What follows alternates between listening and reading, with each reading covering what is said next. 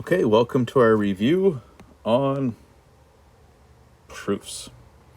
Remember that the idea behind our proof system, this is just going to be our implicational rules of inference on this one, and I'll do another one for the equivalence rules. And the idea behind proofs is all we're going to do is use the valid rules of inference that we introduce to show that the conclusion of the argument, right here, can be derived from the premises, right here. So that's what we're going to try and do. Just show that we can get out of these premises tilde d using only the rules. Now, we haven't talked about the rules yet, but hopefully we know some of them by now. So let's just work through this proof real quickly. So one idea is we start by looking where tilde d is in the premises, and there it is. It is the consequent of this conditional, so it would be helpful to get b dot tilde c. And maybe one way we could do that is first get tilde tilde a off of 2 via simplification. Remember, this is our justification. It says we use simplification on line 2 up here, which allowed us to get tilde tilde a. And then using tilde tilde a up here at this disjunction, we can get b through 1,4 disjunctive syllogism. 6, again, our justification, we used tilde tilde a and line 1 using disjunctive syllogism to arrive at b.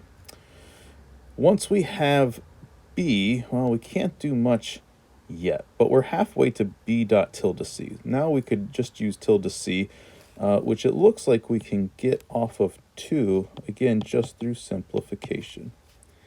And once we've done that, we can get b dot tilde c from 5, 6 conjunction.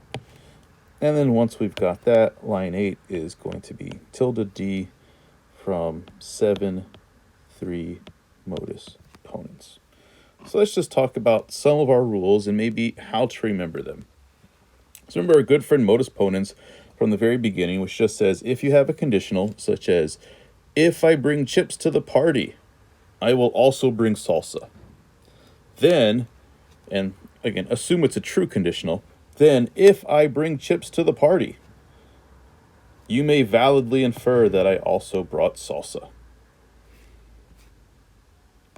Similarly, modus tollens says, if I say, if I bring chips to the party, I will also bring salsa. And you notice, hey, there's no salsa at the party.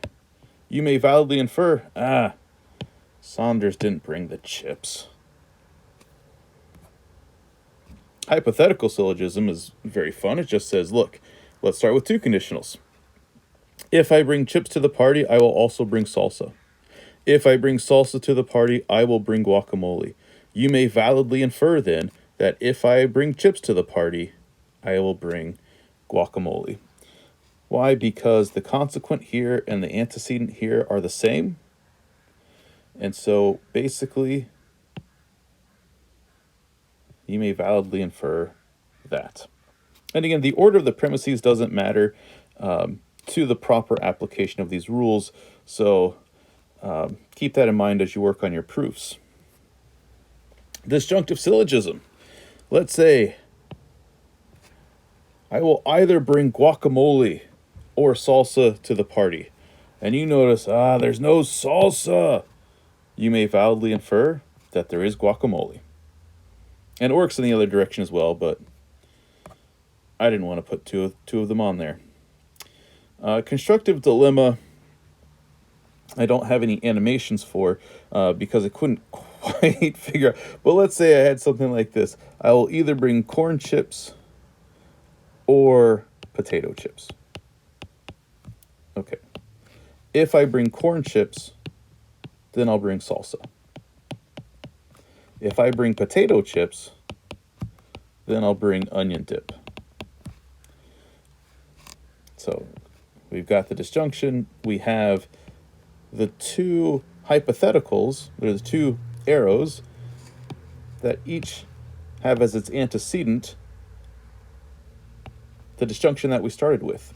All right, so given all of these, here's what you may validly conclude, it seems to me, and to everyone else, I guess, that I will either also bring salsa or onion dip. Right. Let's take simplification.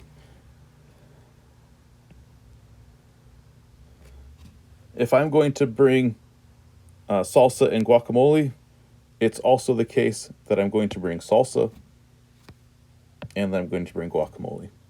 So you may validly infer from this statement that there is both guacamole and salsa individually. Conjunction works basically in just the reverse.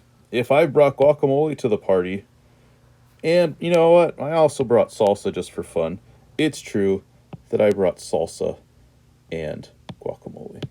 And you just remember the order here of the premises does not matter. So you could represent this as, guacamole and salsa, or salsa and guacamole. Addition is just so much fun. So I bring salsa to the party. So what else is true that I brought salsa or guacamole? I know you're like, well, maybe you don't like that. Remember, this is super useful because since it's true that I brought salsa, that's true. And all that V needs to be true is that one of its disjuncts is true. It doesn't matter if guac is there or not. It's still true that there's either salsa or guacamole. Similarly, if I bring guacamole to the party, it's just true that I brought either guacamole or salsa. Because that's true, that must be true.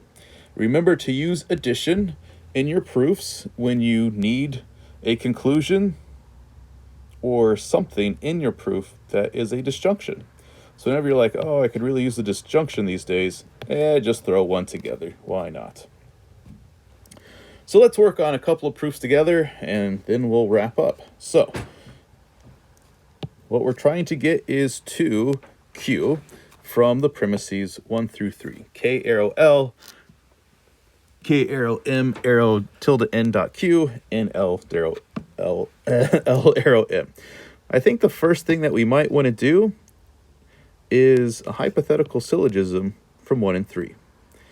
You see they share those members. The consequent here is the antecedent here.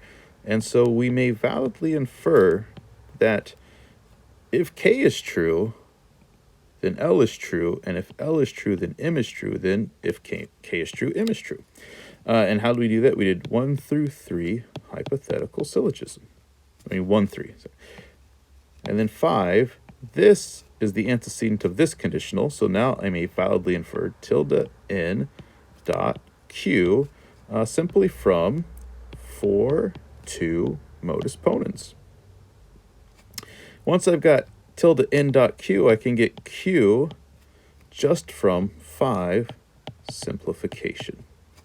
All right, we're just breaking up that conjunction, which we can do. Let's work on one more. So we're trying to get tilde W VA. One thing I noticed right away is I can do modus tollens with these two members. So I want to try that and see what I get. So I get tilde Z from 1, 3 modus tollens. Oh, that's interesting. Once I get tilde Z, got this disjunction here, I can get A from 2, 4 disjunctive syllogism. And then 6, when you're like, well, where am I supposed to get W from? And this is where remembering addition can be very, very helpful. We can just put that disjunction together. Why? Because A is true. So if A is true, then tilde WVA is also true. And remember, it doesn't matter whether you do addition on the front or on the back. Just you can do it wherever. I would do it where it requires fewer moves later on. And so there's our conclusion. And so we'll just write that was from 5 addition. And that's